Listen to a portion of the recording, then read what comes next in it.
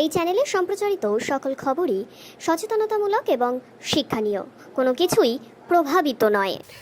New টাউনে পথ দুর্ঘটনা, প্রাণ গেল এক তরুণীর, আহত আরও দুই। ঘটনাটি ঘটেছে নিউ টাউন সাপুরজির ব্রিজের কাছে। মৃত তরুণী ম্যাকনালি দাস নদিয়ার বাসিন্দা। তিনি সাপুরজি আবাসনে থাকতেন। দুর্ঘটনার কারণে ঘন কুয়াশায় নাকি বেপরোয়া গতিতে এই দুর্ঘটনা ঘটেছে, যার জেরেই এই মৃত্যু। খতিয়ে দেখছে পুরো ঘটনার বিষয়টি পুলিশ সূত্রে খবর, একজন মহিলা সহ মোট 3 জন একটি বাইকে করে সাপুরজি ব্রিজ থেকে নেমে সাপুরজি আবাসনের দিকেই যাচ্ছিল। ব্রিজ থেকে নেমে কিছুটা এগিয়ে যেতেই নিয়ন্ত্রণ হারিয়ে ড্রাইভারের ধাক্কা এবং তারপরই ছিটকে পড়ে যায় বাইক থেকে 3 জন। তার জেরেই কিন্তু মূলত প্রাণ নাশ ঘটে সেই তরুণীর।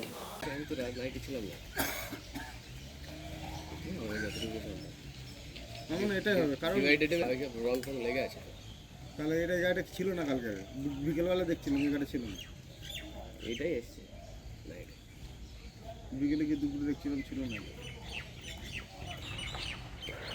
কেটে দেবে।